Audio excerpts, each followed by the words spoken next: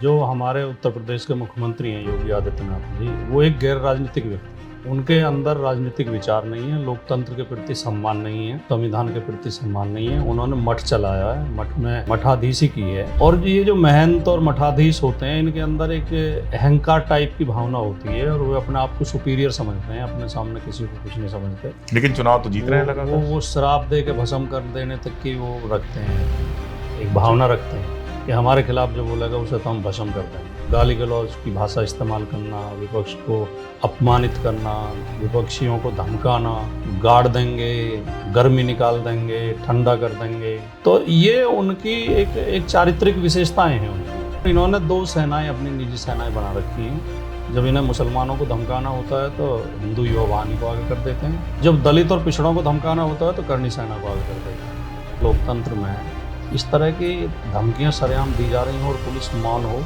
ये बहुत चिंता की बात है। ये इसके लिए पूरी तरह मुख्यमंत्री जिम्मेदार हैं। ये सारा मुख्यमंत्री जी के इशारे पर हो रहा है। करणी सेना उनका निजी संगठन है, उनके इशारे पर ही चलता है। जातिवाद एक सीमा तक होना चाहिए और पॉजिटिव वे में होना चाहिए। अपनी जाति को शिक्षा के लिए बताओ, बढ़ाओ आगे, उन्हें सामाजिक बुराइयों से हटाओ, उनके विकास में सहयोग करो, चल जाएगा। लेकिन जब बहुत ख़राब तरीके से और नेगेटिव वे में जातिवाद किया जाता है तो वो असहनीय है। भारतीय होने पर, हिंदू होने पर बहुत गर्व, क्योंकि मैं हिंदू हूँ इसलिए तो बोल पाता हूँ। मैं ऐसे धर्म में पैदा हुआ हूँ जो मुझे बोलने की आज़ादी देता है, जो उदार है, जो भाईचारे की बात करता है, जो प्रेम की बात करता है, जो प्रगतिशीलता की बात करता है। मेरा हिंदुत्व स्वामी दयानंद और विवेकानंद, महात्मा गांधी का हिंदुत्व है।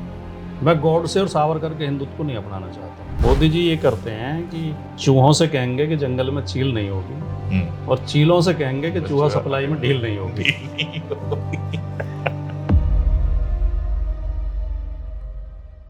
नमस्कार, मैं अशोक कुमार पांडे, स्वागत है आपका टीसीएच पर। और आज हमारे साथ हैं राजकुमार भाटी जी, समाजवादी पार्टी के विद्वान प्रवक्ता। इनको गोदी मीडिया पे तो अक्सर आप लोगों ने देखा होगा, मजबूरी है, लेकिन मैं चाहता था कि एक बार ढंग से बात की जाए राजकुमार जी से, ऑफिस में बुलवा के। ऑनलाइन बातचीत में वो मजा आता नहीं है, वो क्या कहते हैं, उस तरह से सवाल जवाब हो नहीं पाते हैं। और खास तौर पे तब जब देश की राजनीति में कुछ चीजें बहुत तेजी के साथ चलती और बदलती हुई नजर आ रही हैं। महाराष्ट्र से कासले का जो बयान आया है, उसके बाद चुनाव आयोग की पूरी प्रक्रिया पर सवाल उठना शुरू हो गया है। यूपी में जो कुछ हुआ, करणी सेना के नाम पर आगरा में जिस तरह से तमाशा हुआ, रामजी लाल सुमन जी का एक बयान आता है, उसके बाद भीड़ पहुंच जाती है। और सबसे आश्चर्यजनक बात यह कि एक पूर्व मुख्यमंत्री के लिए एक गुंडा खड़ा होकर कहता है कि मैं उनकी हत्या कर दूंगा, और ना अभी तक वो गिरफ्तार होता है ना कुछ होता है। ये अपने आप में बहुत आश्चर्यजनक बात है, क्योंकि जो मुख्यमंत्री है उसका पूर्व मुख्यमंत्री होना तय है। तो आज जो मुख्यमंत्री हैं, उनको लगता है कि पूर्व मुख्यमंत्री की हत्या के बात करने वाले को भी ऐसे छोड़ा जा सकता है। तो कल राजनीति पता नहीं किस तरफ जाएगी। एक बिना सवाल का पहला सवाल, यूपी में ये जो पूरा तमाशा चल रहा है, इस पर कुछ अलग से आप कहना चाहेंगे? मैं चाहता हूं समय लेकर इस पर करें। नहीं, असल में जो हमारे उत्तर प्रदेश के मुख्यमंत्री हैं योगी आदित्यनाथ जी, वो एक गैर राजनीतिक व्यक्ति हैं। उनके अंदर राजनीतिक विचार नहीं है, लोकतंत्र के प्रति सम्मान नहीं है, संविधान के प्रति सम्मान नहीं है। उन्होंने मठ चलाया है, मठ में मठाधीशी की है, वो महंत हैं। और ये जो महंत और मठाधीश होते हैं, इनके अंदर एक अहंकार टाइप की भावना होती है और वो अपने आप को सुपीरियर समझते हैं, अपने सामने किसी को कुछ नहीं समझते। लेकिन चुनाव तो जीत रहे हैं लगातार। वो श्राप दे के भस्म कर देने तक की वो रखते हैं, एक भावना रखते हैं कि हमारे खिलाफ जो बोलेगा उसे तो हम भस्म कर देंगे जी। वही भावना उनकी हर वक्तव्य में, हर बातचीत में प्रकट होती है। विपक्ष को गाली गलौज की भाषा इस्तेमाल करना, विपक्ष को अपमानित करना, विपक्षियों को धमकाना, गाड़ देंगे, गर्मी निकाल देंगे, ठंडा कर देंगे। तो ये उनकी एक चारित्रिक विशेषताएं हैं उनकी। और असभ्य भाषा का प्रयोग करते हैं व्यक्तिगत बातचीत में भी। और आपने वो एएनआई वाले फोटोग्राफर को उन्होंने क्या बोला, पूरे देश ने सुना जी। तो ये तमाम कारण हैं। और इन्होंने दो सेनाएं, अपनी निजी सेनाएं बना रखी हैं। जब इन्हें मुसलमानों को धमकाना होता है तो हिंदू युवा वाहिनी को आगे कर देते हैं, वो तो पुरानी है। और जब दलित और पिछड़ों को धमकाना होता है तो करणी सेना को आगे कर देते हैं। और ये जो आपने जिक्र किया हालांकि उस लड़के की अरेस्टिंग तो हो गई है कल। अच्छा, हो गई है, चलिए ये अच्छी बात है। जिसने अखिलेश जी को मारने की चलिए, ये घोषणा अच्छी की बात थी। जी। लेकिन जो एक निर्वाचित सांसद रामजीलाल सुमन जी के घर पर जिन लोगों ने हमला किया, तोड़फोड़ की, सरेआम वीडियो हैं, पुलिस के सामने तोड़फोड़ की, उस दिन पुलिस ने 14 लोगों को हिरासत में लिया था। ये बहुत कम लोगों को पता है। और मुख्यमंत्री खुद आगरा में मौजूद थे। मुख्यमंत्री ने फ़ोन करके उन्हें थाने से छुड़वा दिया। अच्छा। और रामजीलाल सुमन जी की भी जीभ काटने पे नाम घोषित किया गया, गर्दन काटने पे नाम घोषित किया गया। अखिलेश यादव जी की भी हत्या की बात और लोगों ने भी की है। तो एक सभ्य शासन में, लोकतंत्र में इस तरह की धमकियां सरेआम दी जा रही हों और पुलिस मौन हो, ये बहुत चिंता की बात है।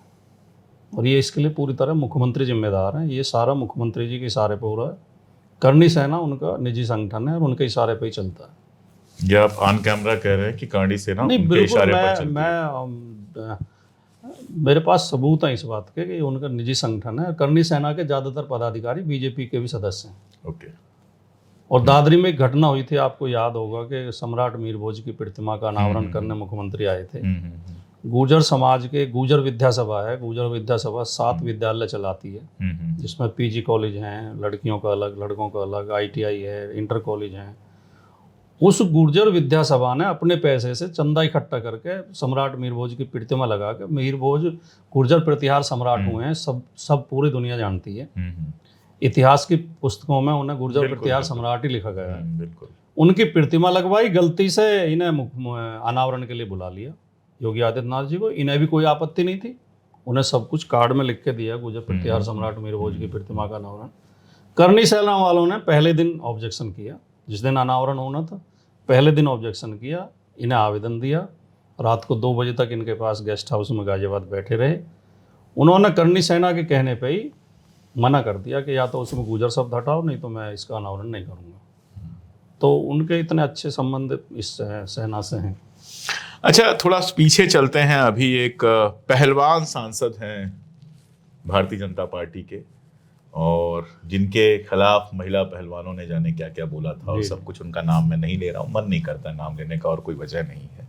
उन्होंने एक बात कही कि मुलायम सिंह यादव जी मुख्यमंत्री हुआ करते थे और मेरा एक काम था, मैं गया मिलने के लिए, 2 लेटर थे, उन्होंने ले लिया और फटाफट काम हो गया, और आज कोई काम नहीं हो रहा है। आपने कहा कि योगी आदित्यनाथ जो हैं वो नॉन पॉलिटिकल आदमी हैं, महंत हैं, वो मुख्यमंत्री नहीं है। 2 चुनाव लगातार वो जीत चुके हैं और तीसरे चुनाव की तैयारी में। तो जिस तरह से शासन चल रहा है उसके बावजूद लगातार चुनाव जीतना, और क्या ये सच्चाई है कि विधायकों के काम नहीं होते हैं, विधायक असंतुष्ट हैं? नहीं, देखिए, जिस पहलवान का आप जिक्र कर रहे हैं, अगर आप नाम नहीं ले रहे हैं तो मैं भी नहीं लूंगा। हाँ, मैं हालांकि ले सकता था। ले लीजिए। उन्होंने मुलायम सिंह जी की प्रशंसा में ये बात नहीं कही। हाँ, उन्होंने वर्तमान मुख्यमंत्री की आलोचना में ये बात बिल्कुल कही। बिल्कुल। वो ये कहना चाह रहे हैं कि पहले नेता सुन लेते थे और ये हमारा नेता ऐसा है जो सुन नहीं रहा। विधायकों को जिलाधिकारियों के पैर छूने पड़ रहे हैं अपने काम के लिए। तो ये तो गुजरात मॉडल राजनीति का है ही। जो गुजरात मॉडल है वो यही तो है कि अधिकारियों से शासन चलवाओ और जनप्रतिनिधियों की हैसियत ख़त्म कर दो। यही मोदी जी का फॉर्मूला है, यही मोदी जी का मॉडल है पॉलिटिक्स का। तो वही उत्तर प्रदेश के मुख्यमंत्री योगी आदित्यनाथ चला रहे हैं उत्तर प्रदेश में। सच्चाई यही है कि केवल एक ये इस पहलवान की बात थोड़ी है। जगह जगह आपको विधायकों के स्वर सुनाई दे रहे होंगे। लौनी का विधायक क्या कह रहा है, और कमिश्नर का तबादला होने पर मिठाई बांटी गई विधायक के घर पर, और उसने कहा कि मेरी हत्या हो सकती है। और वो कह रहा है कि जो मुख्य सचिव है वो पैसे लेके 10,000 गायें रोजाना कटवा रहे हैं उत्तर प्रदेश में। ये तो उनके इस तरह के आरोप लग रहे हैं। और दादरी में 180 टन मांस बरामद भी हुआ है। पूरन जोशी के कोल्ड स्टोर से 180 टन गाय का मांस बरामद हुआ है। और लेकिन मेरा सवाल वही है कि फिर चुनाव कैसे जीत रहे हैं? हाँ, चुनाव का जीतने का जहाँ तक सवाल है, पहली बात तो चुनाव जीतना कोई इस बात का प्रमाण पत्र नहीं होता कि ये व्यक्ति इसका चरित्र अच्छा ही होगा। कैसे कैसे लोग चुनाव जीत जाते हैं सब जानते हैं। तो ठीक है। दूसरी बात, जिस तरह की धांधलियाँ भारतीय जनता पार्टी करती है, अभी आपने इंट्रो में जिक्र किया महाराष्ट्र का। महाराष्ट्र से पहले तो 2022 के चुनाव में हम ये मुद्दा उठा चुके हैं कि 2022 में चुन कर OBC और मुस्लिमों के वोट काटे गए। और अखिलेश यादव जी ने ये जब मीडिया में बोला, प्रेस कॉन्फ्रेंस में बोला 2022 के चुनाव के बाद, 80 सीटें हम ऐसी हारे थे जो 10,000 से नीचे आ रहे थे। 50 वोट से लेकर 100, 200, 500, 1000, 2000, 10,000 तक हम 80 सीटें हारे थे। और तो हम अगर वो सीट जीत जाते तो सरकार हमारी बन जाती। लेकिन फिर भाटी साहब वो सवाल पूछा जाएगा ना कि लोकसभा में फिर कैसे इतनी सीटें आप जीत गए? नहीं, उसका भी मैं बताऊंगा। तो जब अखिलेश यादव जी ने बयान दिया तो चुनाव आयोग ने कहा कि इसके हमें प्रमाण दें, और फिर मीडिया ने हमें घेरा भी, बीजेपी वालों ने भी घेरा कि अब इनके खिलाफ कार्रवाई होगी क्योंकि ये प्रमाण नहीं दे पाएंगे। हमने 18,000 शपथ पत्र दिए, 18,000 बाकायदा उस पर स्टाम्प पे शपथ पत्र दिए, जिसमें मतदाता ने कहा कि जो फाइनल सूची प्रदर्शित की गई थी उसमें मेरा नाम था, और जो सूची पोलिंग बूथ पर आई उसमें मेरा नाम नहीं था, मैं वोट नहीं डाल पाया। 18,000, और चुनाव आयोग आज तक उस पर कुंडली मारे बैठा, कोई कार्रवाई नहीं हुई। पहली बात तो वोटर लिस्ट में नाम काटते हैं, फिर जिस दिन वोट पड़ते हैं उस दिन उन मोहल्लों में फोर्स लगा देते हैं जहां बीजेपी विरोधी वोट होते हैं। और बार बार चुनाव आयोग कह चुका है कि पुलिस को आईडी चेक करने का कोई अधिकार नहीं है। आईडी चेक कर करके वापस भगाते हैं, लाठी बजाते हैं, वोट नहीं पड़ने देते, फिर काउंटिंग में बेईमानी करते हैं, धांधली करते हैं। तो इस तरह भी बीजेपी चुनाव जीतती है। अब जो आपने लोकसभा का पूछा, लोकसभा में अगर फ्री एंड फेयर इलेक्शन हुआ होता और प्रशासन ने हस्तक्षेप न किया होता तो हम कम से कम 60 सीट जीतते, 70 भी जीत सकते थे। तो ये तो बहुत सारी सीटें, तो अब जैसे आपने देखा फर्रुखाबाद हमारा जीता हुआ कैंडिडेट हारा घोषित कर दिया। मेरठ में सुनीता वर्मा जीती हुई थी, वो लास्ट 2-3 राउंड में धांधली करके 10,000 वोट से गांव में कांग्रेस तो ऐसी बहुत सी सीट हैं जो हराई गई हैं। तो धांधली तो ये करते हैं, और आम चुनाव में इतनी धांधली नहीं हो पाती है क्योंकि सेंट्रल फोर्स लग जाती है। उपचुनाव में तो पूरा इनके हाथ में होता है। उपचुनाव जो ये अभी 10 सीटों पर हुआ है, 9 पे एक बार और 1 पे एक बार, इसमें सरासर धांधली हुई है, वोट नहीं पड़ने दी गई है। अच्छा, अखिलेश जी ने अभी एक आरोप लगाया है कि भर्तियों में जातिवाद चल रहा है, और जातिवाद का आरोप अखिलेश जी के ऊपर भी लगातार चलता रहा है कि उनके ज़माने में थानों में सारे यादव प्रभारी हुआ करते थे, और भी सारी चीज़ों को लेके मतलब एक यादववाद का या इस तरह का आरोप अखिलेश यादव पर लगता रहा है। ये कोई नई बात नहीं है।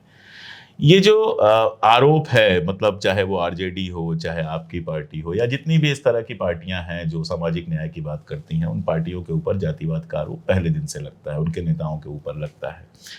एक तरह का ये जातिवाद जिस पर आरोप लगता है, और दूसरा वो जिसको एकदम सामान्य मान लिया जाता है, जिस पर कोई आरोप नहीं लगता है। उसको मान लिया जाता है कि ये तो बिल्कुल सामान्य है, आप ही डिटेल में बताएंगे, मैं बता दूंगा तो फिर क्या फायदा।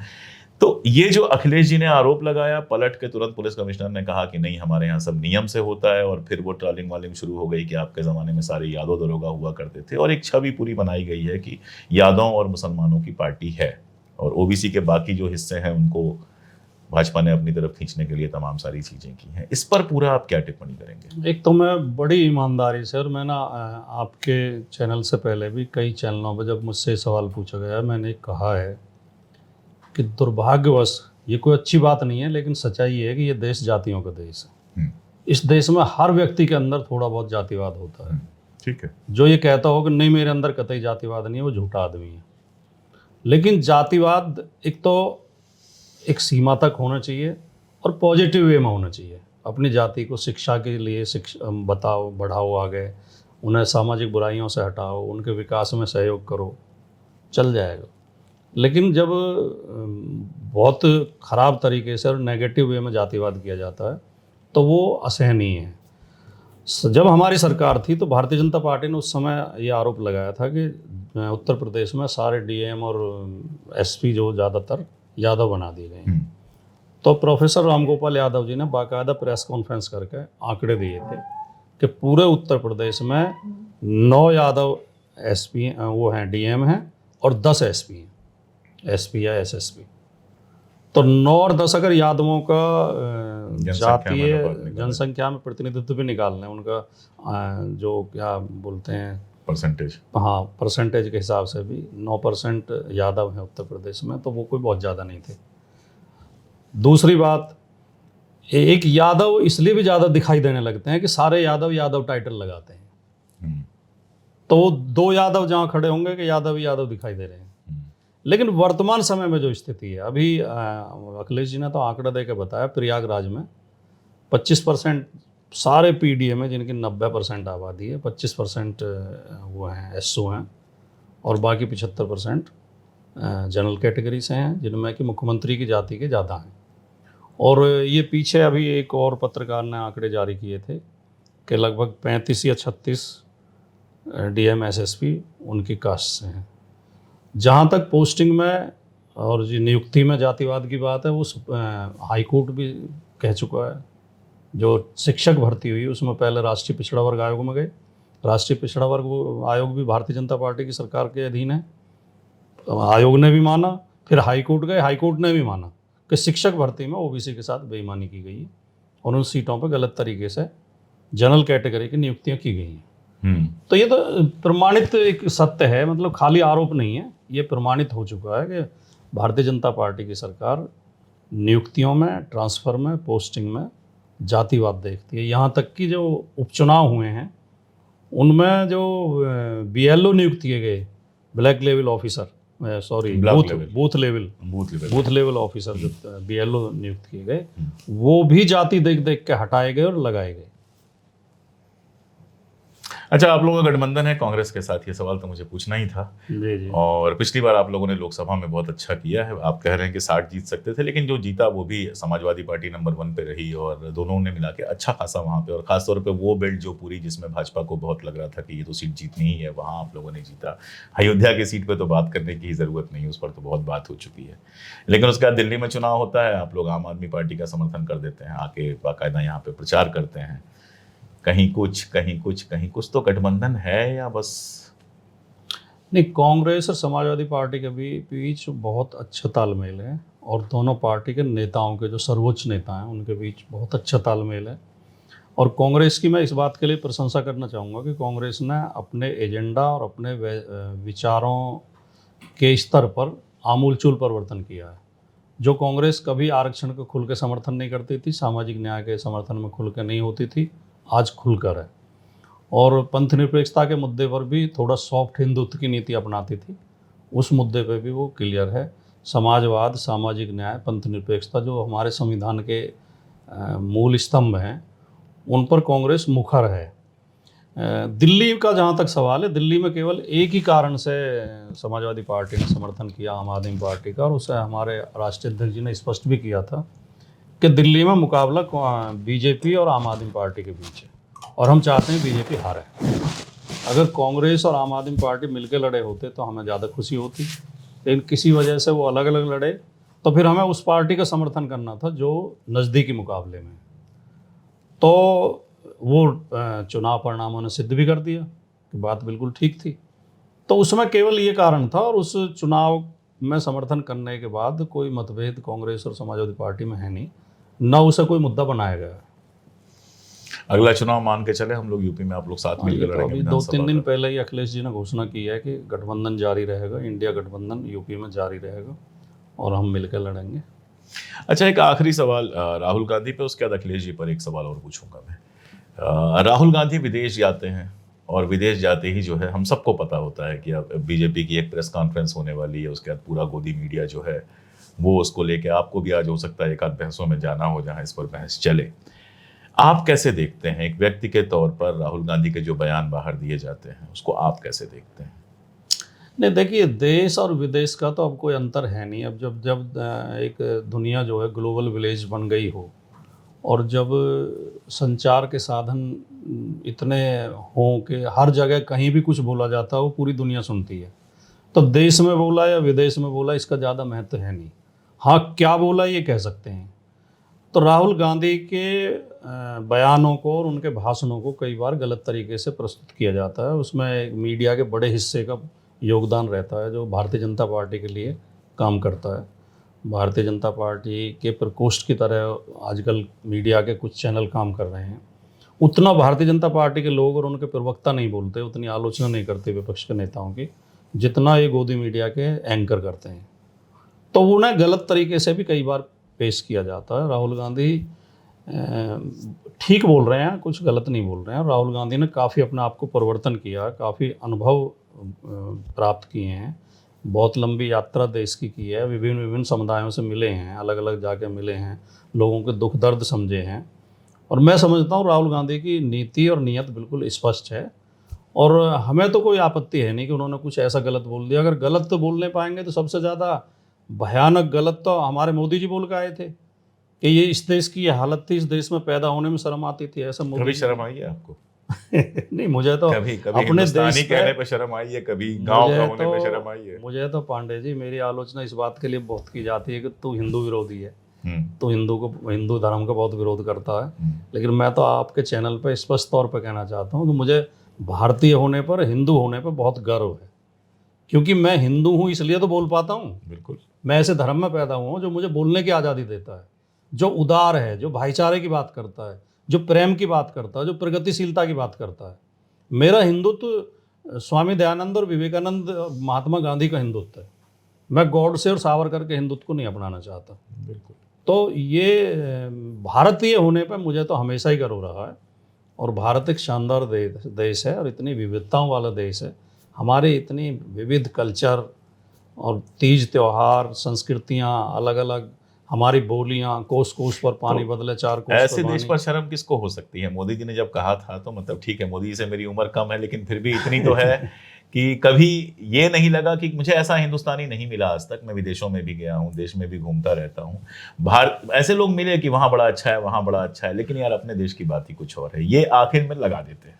ऐसा कौन सा हिंदुस्तानी होगा जिस पर अशोक चक्रधर जी की एक कविता है जो मैंने अभी पीछे कोट भी की थी, वो हुबहू लागू होती है मोदी जी पर। मोदी जी ये करते हैं कि चूहों से कहेंगे कि जंगल में चील नहीं होगी, और चीलों से कहेंगे कि चूहा सप्लाई में ढील नहीं होगी। मधुमक्खियों से कहेंगे कि भालुओं से आपको संरक्षण दिया जाएगा, और भालुओं से कहेंगे शहद के छत्तों में 100% आरक्षण दिया जाएगा। हिरणों से कहेंगे कि जंगल में अहरनिश सवेरा होगा, और उल्लुओं से कहेंगे कि घबराओ मत, दिन में भी अंधेरा होगा। तो वो अपना उल्लू सीधा करने के लिए, अपने मतदाता को खुश करने के लिए कुछ भी बोल सकते हैं, उनकी कोई लिमिट नहीं है। वो ये भी कह सकते हैं कि मैं एक दिन जा रहा था, मैंने देखा कि नाली में पाइप डाल के एक आदमी चाय बना रहा था। वो आदमी किसी दूसरे आदमी को आज तक मिला ही नहीं है। मोदी जी उस टेक्नोलॉजी को आगे बढ़ाते, देश की ऊर्जा की समस्या हल हो जाती। वो ये भी कह सकते हैं कि गुरु गोरखनाथ और कबीर और गुरु नानक एक ही गुफा में बैठ कर चर्चा किया करते थे, जबकि तीनों के पीरियड में कितना अंतर रहा है सामान्य पढ़े लिखे लोग जानते हैं। तो कुछ भी कह सकते हैं मोदी जी का। तो अच्छा, एक पर्सनल सवाल भी पूछ ही लूँ। आप लोग इतना गोदी मीडिया पे जाते हैं, अपना मानसिक बैलेंस कैसे ठीक रखते हैं? ये सीरियसली मैं बता रहा हूँ, 2-4 बार मैं गया और उसके अंदर मैंने हाथ जोड़ लिया, भाई मुझसे नहीं हो पाएगा, इतना शोरगुल हल्ला। इसके लिए मैंने साधना की है। अच्छा, वही राज जानना चाहता था, बहुतों के काम आएगा। जब मैंने शुरू में चैनल पर बैठना शुरू किया तो सच में ही मुझे बड़ा गुस्सा आता था और बड़ा तनाव हो जाता था और मेरा बीपी हाई हो जाता था, और मुझे लगता था कि इसी डिबेट में आज सब कुछ फैसला हो जाना है। तो मैं जब दूसरा आदमी चिल्लाता था तो मैं भी ज़ोर ज़ोर से चिल्लाता था। फिर धीरे धीरे प्रैक्टिस से, अभ्यास से ये समझ में आया कि इस चीख चिल्लाहट से कोई फ़ायदा नहीं है। और ये जो मूर्खतापूर्ण बातें बोलते हैं, हम इनकी बात काटने के बजाय इन्हें सुनने दें लोगों को, तो ज़्यादा लाभ है हमें। इनकी मूर्खताओं का पता तो लोगों को चले। जैसे कि अभी मेरी एक डिबेट हो रही थी एक चैनल पे, तो बीजेपी के प्रवक्ता ये कह रहे थे कि हिंदी का पहला कवि तो वाल्मीकि थे। और दूसरे ने फिर वो विश्व हिंदू परिषद के भी थे, उसने कहा कि नहीं, भारतेंदु हरिश्चंद्र थे। कमाल है। तो उनकी ये लोग हिंदी की बात लोगों ने सुनी। फिर मैंने उसके बाद शांति से बोला कि ये भारतीय जो वो हैं अपने वाल्मीकि संस्कृत के कवि थे, और भारतेंदु हरिश्चंद्र तो 1850 के आसपास में है। तो फिर मैंने ये महसूस किया कि चीख चिल्लाहट से कोई फ़ायदा नहीं है। अब मैं कोई बीच में बोलता, मैं शांत हो जाता हूँ और बड़ा अच्छा लगता है, और मैं भी प्रसन्न रहता हूँ, रक्तचाप भी नहीं बढ़ता, और अपनी बात ठीक से कह देते हैं। मैं क्योंकि भाषा विज्ञान का भी विद्यार्थी रहा हूँ, तो मैंने पढ़ा भाषा विज्ञान में कि वक्ता के कहे शब्दों का वो अर्थ नहीं होता जो वक्ता समझता है, उसका अर्थ वो होता है जो श्रोता समझता है। बिल्कुल। तो अगर हमारी कही बात श्रोता की समझ में नहीं आई तो सारा बोलना बेकार है, चाहे हम 2 घंटे बोले। ठीक बात है। और हमने अगर 2 वाक्य भी ऐसे कह दिए जो सुनने वाले की समझ में आ गए, तो बोलना हमारा सार्थक है। बिल्कुल। तो मैं तो ये मन बना के बैठता हूँ कि 2 वाक्य कहने का भी मौका मिल जाएगा तो कुछ सार्थक कह देंगे। नहीं, आपको मौका मिलता है और आप बहुत कायदे से वहाँ पे डील करते हैं चीज़ों को। अखिलेश जी को मैंने पिछले 20 सालों से तो कम से कम देखा है, जब वो बिल्कुल नए आए थे। मैं यूपी का ही हूँ, आप जानते हैं। जी जी। तो एकदम जब नए आए थे तब से लेके अभी तक, और ग्राफ बड़ा मजेदार रहा है उनको। जब नए आए थे बड़े शर्मीले से बालक थे। अच्छा, मुलायम सिंह का बेटा होना अपने आप में एक समस्या भी एक सुविधा है। तो इतना बड़ा नेता अगर आपके सामने हो तो शर्मीले से थे और कम बोलते थे और बहुत टेक्निकल टाइप के आदमी लगते थे। सीएम रहते हुए भी टेक्निकल ज़्यादा लगते थे, पॉलिटिकल कम लगते थे। लेकिन पिछले 7-8 सालों से मैं देख पा रहा हूँ, खासतौर पे मोदी सरकार के आने के बाद, कि बहुत शार्प हुए हैं, तीखा हमला बोलते हैं और पॉलिटिकली बहुत मैच्योर हुए हैं। ऐसी बातें जिनसे विवाद पैदा हो, अब सबसे कम मेरे ख्याल से विवाद पैदा करने वाली बातें कोई बोलता है तो वो बोलते हैं। और चुटीले बहुत हुए हैं, खासतौर पर जब टीवी वगैरह पर उनको बुलाया जाता है, जिस तरह के जवाब देते हैं। कौन ट्रेनिंग दे रहा है उनको? नहीं, अखिलेश जी बहुत शानदार व्यक्ति हैं। एक तो उनकी अध्ययन की प्रवृत्ति बहुत है, वो अध्ययन करते हैं लगातार, और शारीरिक अभ्यास भी करते हैं, फिजिकल एक्सरसाइज करते हैं। उससे स्वस्थ शरीर भी और मन भी स्वस्थ रहता है, खुश रहते हैं। मैंने व्यक्तिगत महसूस किया है कि वो बुरी से बुरी परिस्थिति में भी निराश नहीं देखे मैंने, प्रसन्नचित्त रहते हैं और दूसरे आदमी को भी उत्साहित करते हैं जो मिलता है। और ये तो सब क्योंकि उनके आसपास कुछ लोग ऐसे हैं, जैसे आदरणीय उदय प्रताप जी हैं, बहुत बड़े कवि हैं, बहुत ज्ञानी व्यक्ति हैं, और एक तरह से वो अभिभावक जैसे ही हैं हाँ, पार्टी के आपके। तो ऐसे लोगों से बड़ी गौर से बात करते हैं, बातें सुनते हैं और याद रखते हैं। आम कार्यकर्ता भी कोई बात कहता है, मैंने कई जगह ऐसा देखा कि 2-4-6 साल पुरानी बात को याद दिला देते हैं, तुमने तब ये कहा था, या तुमसे मैंने ये कहा था। तो एक तो उनके पूरी तरह इंटरेस्ट है पॉलिटिक्स में, फुल टाइम पॉलिटिक्स करते हैं और सीखने की कोशिश करते हैं। और उग्र वो होते नहीं हैं, बल्कि हम लोगों को भी टोकते रहते हैं कि किसी के लिए अपशब्द प्रयोग मत किया करो और ख़राब भाषा प्रयोग मत किया करो। ये उनकी खासियत है। और ये बात आपकी ठीक है कि आजकल जो है बहुत काफ़ी सुधार हुआ है। सुधार तो आदमी जब किसी भी पेशे में हो, जब लगातार जिस काम को करता है तो उसमें तरक्की होती है। इन दिनों काफ़ी उनके व्यक्तित्व में निखार आया। पीडीए जो आपका है, बस ये बात ही ख़त्म करेंगे, अब सवाल हैं बहुत सारे, लेकिन जी पीडीए जो आपका है, ये अपने आप में इसको आप कैसा फार्मूला कहेंगे? इसको जातिगत फार्मूला कहेंगे, सोशल फार्मूला कहेंगे, या प्योर पॉलिटिकल फार्मूला कहेंगे? कौन है इसमें और कौन छूट गया है? बहुत लोग कहते हैं मुसलमान छूट गए इसमें। नहीं, मुसलमान छूटे नहीं हैं। देखिए, ये तो जैसा कि मैंने शुरू में कहा कि भारत जातियों का देश है, और ये तो सच्चाई है कि हमारी सामाजिक बुनावट इस तरह की है, सामाजिक संरचना के, उसमें जाति के आधार पर कुछ लोग सत्ता और साधनों में पिछड़ गए हैं।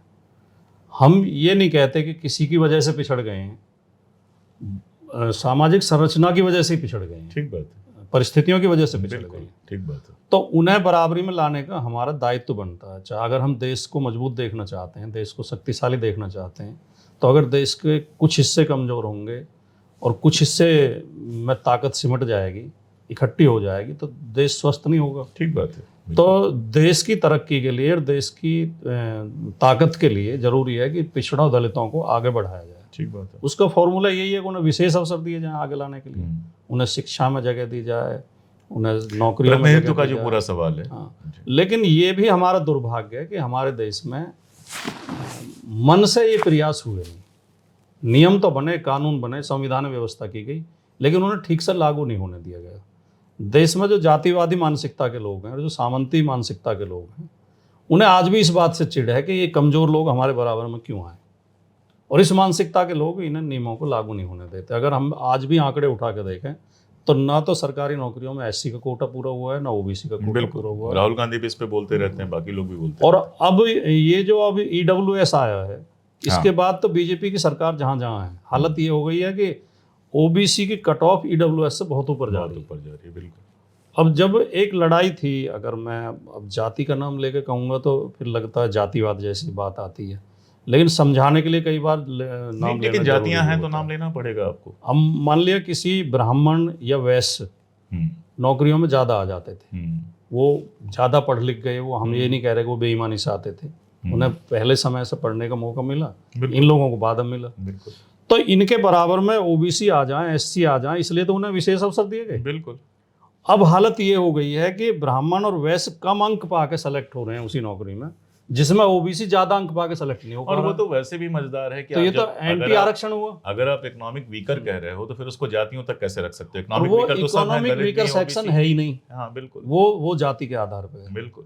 वो जिन्हें और आरक्षण है, उतने उसको ही मुझे कहने उतनी ही में आय दिक्कत पे नहीं है। ओबीसी को आरक्षण मिलता है और बिल्कुल। उतनी ही आय पे ये ईडब्ल्यूएस को मिलता है। बिल्कुल।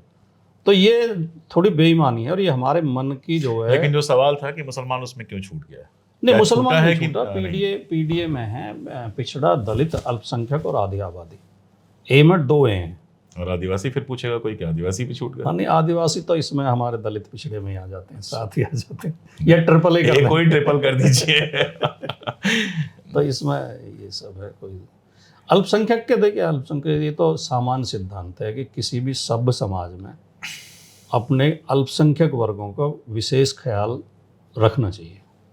कमज़ोर वर्गों को और अल्पसंख्यक वर्गों को का विशेष ख्याल रखा जाना चाहिए। जो डॉक्टर मनमोहन सिंह जी ने कहा था वो गलत नहीं कहा था बिल्कुल। कि उन्हें विशेष अवसर देने चाहिए या पहला अधिकार होना चाहिए।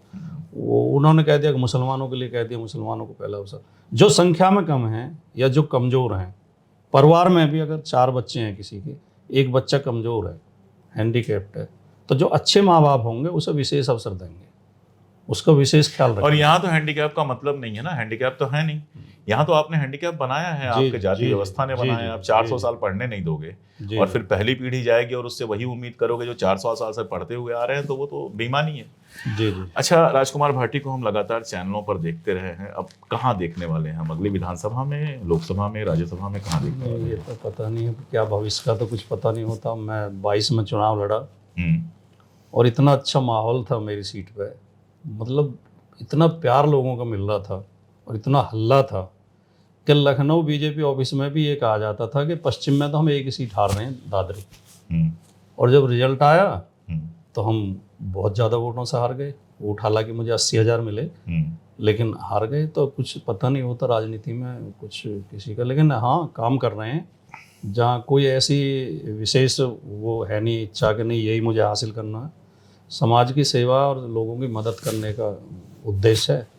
हमारी शुभकामनाएं तो यही रहेंगी कि राजकुमार भाटी जी को हम लोग संसद में बोलता हुआ सुने, लोकसभा में, राज्यसभा में, विधानसभा में, जहां भी ये पहुंचे। क्योंकि ये व्यक्तिगत मित्रता का मामला नहीं है, ये मामला है कि जिस तरह के लोग संसदों में भरते जा रहे हैं, सच बताऊं तो उनको सुनते हुए ना कानों में दर्द होता है कि यार इतना मूर्ख, इतना कम पढ़े लिखे और इतनी जहर भरे हुई बातें, जहर भरा हुआ दिल लिए हुए लोग आ रहे हैं, तो देश का क्या होगा। और वैसे में जब आप जैसे लोग वहां पर होंगे तो हमें लगेगा कि हमारा कोई बंदा खड़ा है जो वही बोल रहा है जो हमें बोल रहा था। आप यहाँ आए, आपने समय दिया, बहुत बहुत शुक्रिया। फिर हम जल्दी ही बात करेंगे। धन्यवाद।